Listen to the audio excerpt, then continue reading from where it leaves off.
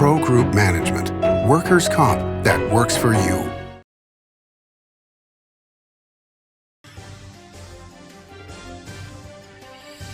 Welcome to Nevada Newsmakers. On the broadcast today, A.G. Burnett joins us. He's the former chairman of the Nevada Gaming Control Board, here for the whole show on an all-new Nevada Newsmakers.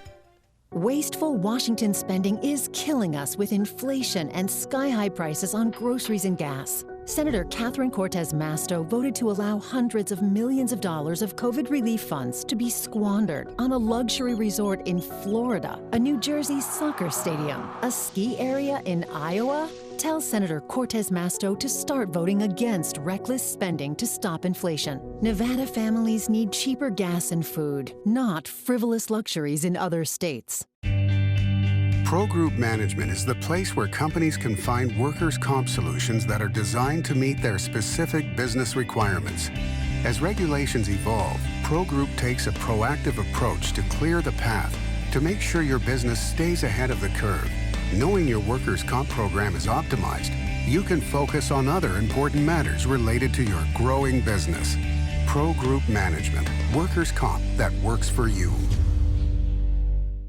Brian Culpa Photography was born in the rolling hills of Massachusetts, and now he can help you experience the stunning beauty of Nevada in a whole new way through the power of flight. Flying has always been a passion for Brian, and at Brian Culpa Photography, he can make your imagination soar. Brian has the creative mind and tools to tell your unique story. Experience the bird's eye view at brianculpaphotography.com.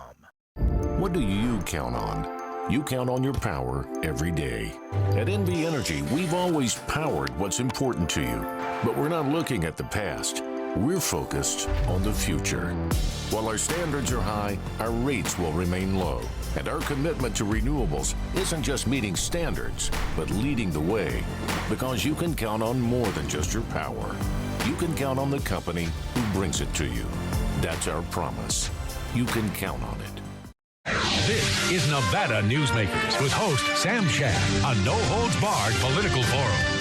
Now, from the Nevada Newsmakers broadcast headquarters, here is Sam Shad. And back on Nevada Newsmakers, we are always pleased to welcome back to the program A.G. Burnett. He is the former chairman of the Nevada Gaming Control Board. It is a pleasure, as always, to have you here. Likewise, as always. Thank Good you. to see you. Thank you. I wanted to bring this up because you and I have talked many times in the past, publicly and privately, about the Nevada gold standard when it comes to gaming control. And what did it mean when you saw the news that the former chair of the Gaming Control Board, Sandra Douglas Morgan, was appointed to the Raiders as president after they had gone through some serious turmoil? Yeah. Well, it meant a lot, and this is what I mean by that. First off, Sandra and I are good friends, and I think it's wonderful for her. What a career opportunity for her. And knowing her, she's going to do an amazing job. And so I think one of the important pieces of that is that organization realized that it needed a bit of an overhaul. And I think Sandra is more than capable of doing that. When you're the chairman of the Gaming Control Board, that's one of the things you have to do. You have to steer an organization of about 400 people, but you have a lot of influences all around that organization as well. So her stepping into that role, first off, again, thought it was amazing for her. And knowing her, she's going to do a great job. So when you reference the gold standard, will she carry that sort of mindset to this organization? I'm positive she will.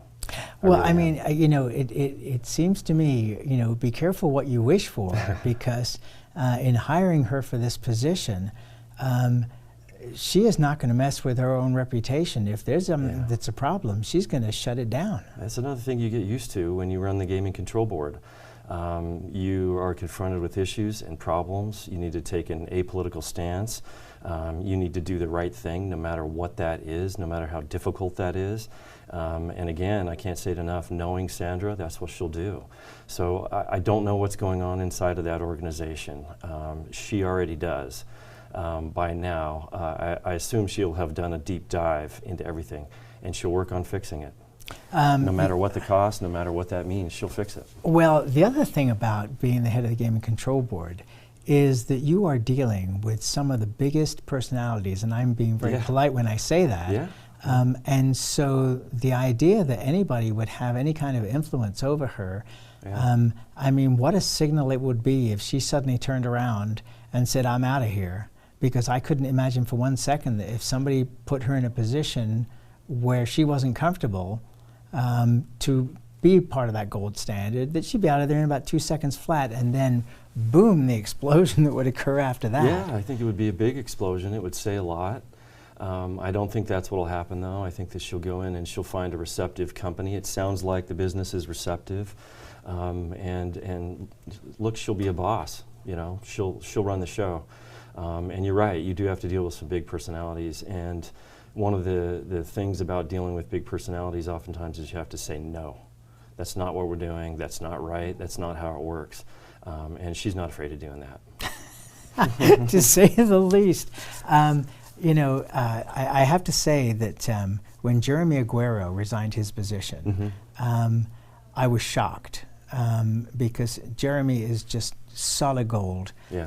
One of the most respected economists in the country, if not just here in the state of Nevada. Yeah. And I don't know any of the details. I don't want to get into any of the details, but just that as a sign of saying you have somebody like this that after 18 months walks away from, and he'd walked away from his own company that he'd been with for decades. Yeah. That was a sign that there was something seriously wrong there. So it's going to be very interesting to see what happens, and we will follow this closely. It will. Let's talk about Macau. Okay. Wow, it's like this was, a platinum mine, let alone a gold mine, for these Nevada companies, Las Vegas Sands, MGM, and Wynn. Yeah. Las Vegas Sands and Wynn especially. With the COVID shutdown, they have lost billions and billions of dollars in revenue. The numbers have been, even though you still end up with $1 billion number at the end of a quarter, it's just far, far less than they were getting before. Yeah. Las Vegas Sands just repeated what they had done years ago during the Great Recession by putting $1 billion back into the company. Is this a matter of survival at this point for these Las Vegas companies in terms of they have to keep funneling money into these projects, but they're gaining no revenue? Yeah. They're losing revenues right now. I think loss of about $500 million this last quarter, if I'm not mistaken. However, I think that's probably short term. Xi Jinping has made it clear that they have a no COVID policy, and they're going to shut down until they can get their numbers down to whatever level is satisfactory for them. And it looks like the numbers are going down in terms of infections. As long as that continues, I see Beijing loosening the numbers for travelers coming into Macau probably in the next quarter sometime. That would be my guess, unless something really strange happens. So those masses of people, from high rollers all the way down to the folks from the surrounding areas in China, will come back, I think. So I think it is short term. Quite frankly. It's painful for them, I know, but again, I think it's short term. We've seen the numbers in Macau go off and on over the years, periodically for various different reasons, and none as long as this in terms of a slowdown or a shutdown. I know they've opened back up recently, and they've got, 50% staffing levels right now. I think it'll start to come back for those guys. I do. Do you think it's a 1 year, 2 year, 5 year? I remember when we were talking about the COVID shutdown, Jan Jones was on the program talking about it being 3 years, and at the time I was shocked, but it turned out that she was 100% correct. How long do you think it's going to take? At the same time that these companies are putting billions of dollars of investment, as the government wants them to, into other non-gaming related things. Yeah, it's really interesting. Now, I don't know if Jan was talking about Macau or Las Vegas. No, she was talking about Las Vegas. She was talking about Las Vegas, and she was correct. And what we saw when we reopened in Las Vegas and Nevada was a huge rebound with all that quote-unquote pent-up demand. I don't know if you'll see that when Macau comes back, because I think it'll be more gradual than it was here in the state of Nevada. But I think the rebound will come back gradually. And of course, okay, so I have to ask you, why do you think gradually? Because Beijing. Well, I think it'll be Beijing. But the pent-up demand. Okay, Yeah. When I was a kid, I worked in off-track betting in London, okay? And if you had anybody, like a Chinese restaurant near your shop, because off-track betting is in shops in London, you were guaranteed a ton of money coming in because it is part of their culture. The pent-up demand in China has to be unbelievable to want to go to Macau, to other places in Asia, and to Las Vegas. Why do you not think that it would be as big an explosion of money as it was here? It very well could be, if Beijing releases. Just if because the you're an borders attorney, opened you're meant up. to No, be giving it. well, Somebody once said to me that as an attorney, their job was to give you the bad news. If it turned out better, fine, but their job was not to give you inflated good news. Sometimes that's the case. This is just me. Yeah.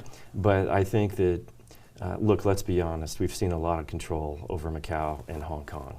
I'm not saying something that's a secret anymore. Beijing is in control. I think Beijing has always had an interesting relationship with Macau. And Beijing has had a relationship with Macau that is interesting because a lot of its upper echelon in the citizenry in China, in the mainland, like to go to Beijing with various amounts of money. You mean Macau? I'm sorry, to Macau from Beijing. And that's been something that has been troublesome, I think, for Xi Jinping in the past, and he's enacted measures in order to control that. So again, I might be speaking out of turn, but I think that the spigot doesn't just go right back on. I think it's all totally up to Beijing and whatever internal politics exist. And that may mean a gradual incremental increase, not due to COVID, but due to politics. Is the junket business dead? It's, you know, that's a good one. I don't know if you've been following events in Australia. Yes. Crown and Star had a junket model that clearly did not work. That clearly has come under scrutiny. In Nevada, we never allowed that junket model for obvious reasons, and we were always a little bit hesitant about the junket model when our licensees went over into Macau to operate in that sort of environment. I don't think it's dead, but I think it's on its way to further changes, and that started when our operators went over there. One might argue it started with the Nevada Gaming Control Board's concern of how junket rooms were operated, how VIP rooms were operated in Macau, and whether or not we were comfortable with our licensees operating in that kind of a context. I think that has gradually changed the scenario in Macau, but with what's gone on in Australia and just an overall look at the Macau junket business model, I think it's slowing down and subject to change. You know, it's funny you bring that up because, you know, about the reticence of the Gaming Control Board. Phil Satry on this program said a few years ago the reason that he didn't push Harrah's into Macau when the other major gaming companies were all pushing to get in there was his concern that he would be putting into jeopardy all of Harrah's / Caesar's licenses if something were to go wrong. And so your point is very well made. And by the way, the Australian thing was stunning. Sure. To see these huge corporations that make nothing but money. I mean, you go to Crown in Melbourne. I'm sure you've been there. I have. I mean, it's a stunning property. It goes on for days. Right across the river from downtown Melbourne. Right. Beautiful property. Kerry James Packer property. Same with the one in Sydney that's being built. Happy to chat about that, but an examination of their operations has clearly revealed that there was a lot of issues going on within that company and now Star. And I think it's incumbent upon the Australian government and the various states they are looking at that and I think we're looking at revamping their regulatory models to reduce the risk or eliminate the risk of those kinds of things happening again. Corruption, money laundering, stuff that we have sort of tried to fix in Nevada and have fixed in Nevada. I think some of those best practices could be exported over there right now. Yeah, it's funny. I was in Macau in 2000. And that was before all of the Vegas companies were there. It was still under the Portuguese government's control. You went to Stanley Ho's I did. To the Lisboa. And it was disgusting. It's oh different. my God. I mean, you would walk into those rooms And you never saw anything more obvious than the prostitution, the corruption with the crooks were running the rooms because they were renting. I mean, it was just my first so time there, obvious. it was almost like a movie. Yeah, exactly. Yeah. I was in shock. It was amazing. Yeah, and obviously something so foreign to us coming from Nevada. But I was there for many of the same reasons you were, to do due diligence and understand what was going on, knowing that our operators would go over there. Amazing. All right, let's take a break. We'll come back. Sure. We could go on about Macau for days. Yeah. Let's take another break. We'll be right back.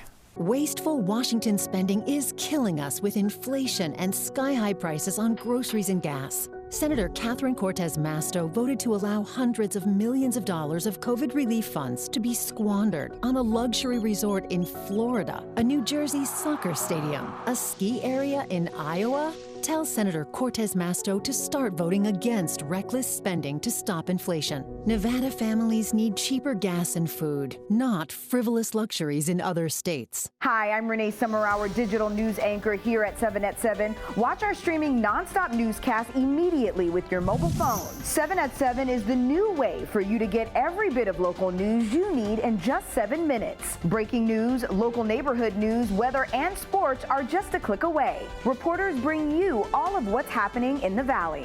From Roku, Amazon Fire, Apple TV, YouTube, and more. Get every bit of local news you need from the RJ and LVRJ.com. I'm here at the Carson Valley Inn in Minden with Joey Whitaker. One of the things I love about the Carson Valley Inn here in beautiful downtown Minden is CB steak. I have eaten here so many times. Tell folks what they can expect when they come here to eat. It's a beautiful room, great service. We have certified Angus beef, seafood, lamb, a great range of appetizers, and wonderful desserts.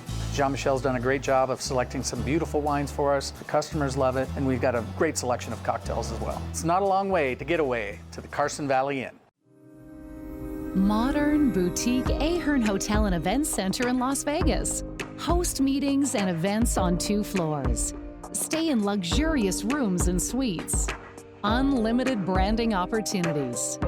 Regional Italian cuisine by Chef Mark Segrisi. Flexible event spaces. Full buyout options. Visit ahernhotel.com today.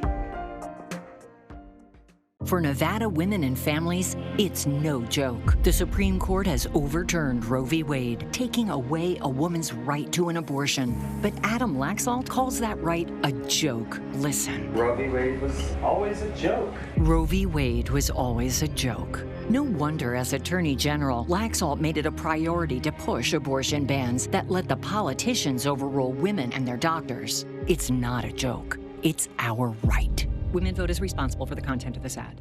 This is Nevada Newsmakers. And back on Nevada Newsmakers, we continue our conversation with A.G. Burnett. He's the former chairman of the Nevada Gaming Control Board.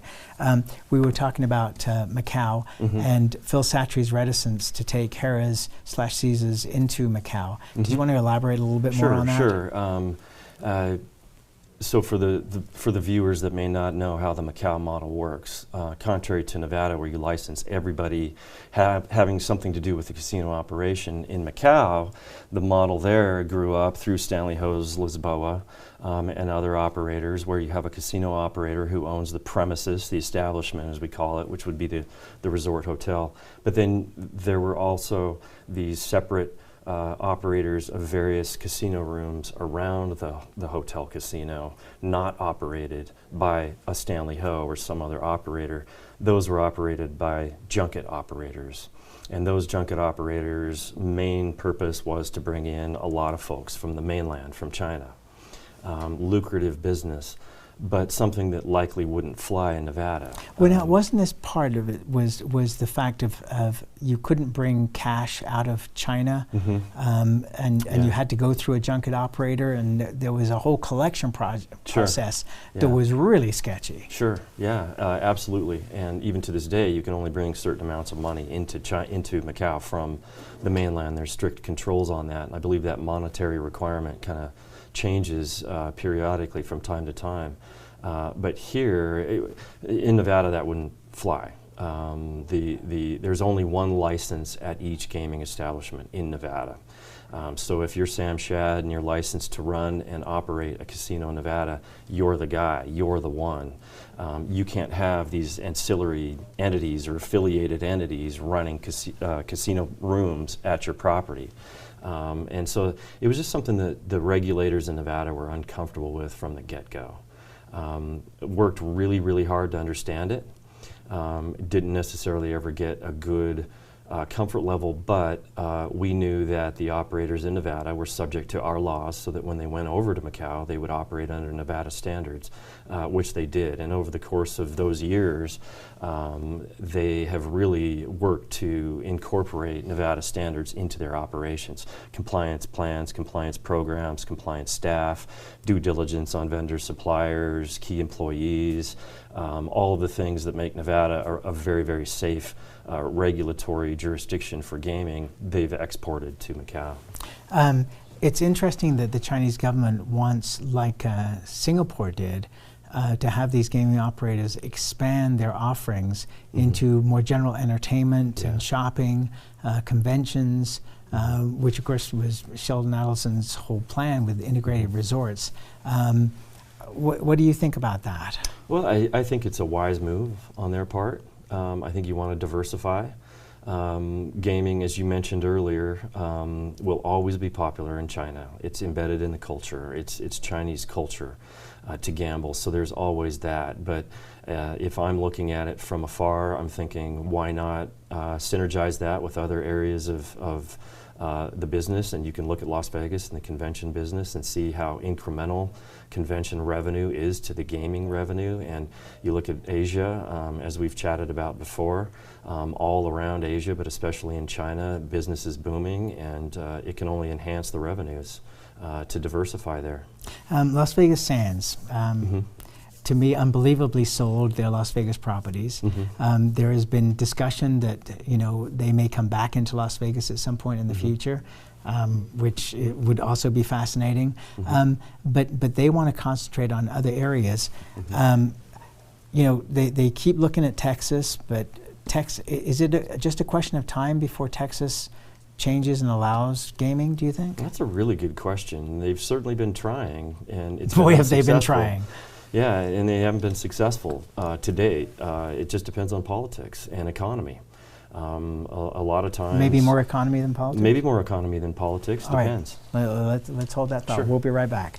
Southwest Specialties has been making the homes and businesses of Nevada beautiful for more than 20 years. Their experienced designers and craftsmen create the walkways, backyards, water features, and a variety of outdoor cooking areas that add curb appeal and value to your investment. Call today or visit them at their website and see how they can make your outdoor spaces special. Southwest Specialties, creative, distinctive, beautiful. The Nevada Builders Alliance has been protecting the interests of the construction industry for over 50 years. Our programs save members thousands of dollars every year and allow them to provide much-needed benefits to their employees. Our industry also allows Nevada to grow. If you're thinking about a career in the construction industry, reach out. And if you haven't thought of a career in construction, what are you waiting for? We are the Nevada Builders Alliance. Ahern Rentals began as Signal gas station on Las Vegas Boulevard. Founder John Ahern grew the business by offering rentals. His son Don built on John's legacy, growing Ahern Rentals into the largest independently owned American rental company, with 89 locations in 30 states. Don also brought his experience and vision to equipment manufacturing with Extreme Manufacturing and Snorkel. Today, Ahern Rentals continues to bring its family values to a new generation. Learn more at ahern.com. The Do It Right guys at Nevada Heating have one mission. Your air conditioner breaks down today. We fix it today. Why sweat for days while your air is down when Nevada Heating can get the job done today and you can get cool again? For nearly 50 years, locally owned Nevada Heating has been getting the job done right. Call today at 323-5585 or see us online at nevadaheating.com. This is Nevada Newsmakers. And back on Nevada Newsmakers, we continue our conversation with A.G. Burnett. He's the former chairman of the Nevada Gaming Control Board. So Your work as Gaming Control Board Chairman has come up in the Senate race. How do you feel about that? Well, I don't like being part of politics. One of the things that you do when you are chairman of the Gaming Control Board and a member of the Gaming Control Board and working in the Gaming Control Board is stay apolitical. You don't like seeing what happened pop up in politics, but I expect it, and I'm sure it'll happen. Are you doing any endorsements in this particular race? I did some endorsements in the primary. I haven't been asked to do any endorsements on this race. And if you were asked? I'd think about it, I suppose. It depends. Again, I like staying out of politics. Well, you know, what's ironic is I feel the same way, because whenever somebody uses a clip from this program in a commercial, I get very upset about it, because I'm not in favor of anybody. The program is, you know, bipartisan and apolitical in terms of the host's thoughts, except for where I go into the voting booth. So I get kind of irked when people utilize that sort of thing. If you had your chance to do that all over again, would you do exactly the same thing? Absolutely, 100%. What happened back then was a case of, and I've always said this, and I'm not going to be shy about it, in gaming, when there is a strong gaming regulator, you do all you can to avoid regulatory capture. Studies have been done on regulatory capture. You have to be very sensitive against that, and I was very sensitive against that, and I know the Gaming Control Board now is very sensitive to avoid any form of regulatory capture, and that's what that was all about. I've always said that at the intersection of regulation and industry and politics, politics is the weakest link, depending on the personality, depending on the politician. And industry has to be told, I suppose, by the regulatory side of what works and doesn't work, and what can happen and what won't happen and won't fly. And what you saw there was a regulator standing firm and taking a position of non-interference in what was essentially a political situation. And that's where we have to leave it. H.G. Burnett, always love having you on the program. It's always good to see you, Sam. And I could use 2 more shows with you. Yeah, thanks, my friend. problem. Come back soon. Good to see you. And we'll be right back. Early in the morning or throughout the night, professional truck drivers are on the job, serving you, safely moving freight that's crucial to our economy. From the oldest industries to our newest innovators, from the exotic to the everyday. Trucks are everywhere, moving everything. Never afraid to embrace a future that makes Nevada and our nation stronger. Trucking moves America forward. Take a look at Pro Group Management and see how your workers' comp requirements can be met head-on. By taking a proactive approach, Pro Group can assure that your company is meeting or exceeding state and federal standards. As you move forward in your industry, Pro Group moves with you, simplifying regulatory tasks, clearing the way so you can get the job done and look to your future success. Pro Group Management, workers' comp that works for you. As always, you can watch Nevada Newsmakers 24 hours a day at NevadaNewsmakers.com. You can also check our archive going back to 2005 on our website. Again, NevadaNewsmakers.com. We'll see you on the next show.